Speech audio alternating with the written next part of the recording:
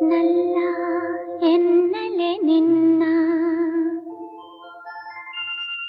ಇನಿಯ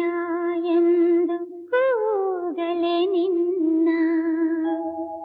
ನನ್ನೆದೆಯಾಳದಲ್ಲಿ ನೆಲೆಸಿರುವ ದೇವನೇ ನಿನ್ನ ಏನೆಂದು ಕರೆಯಲಿ ಏನೆಂದು ಬರೆಯಲಿ ಗೆಳೆಯ ಪ್ರಿಯ ಗೆಳೆಯ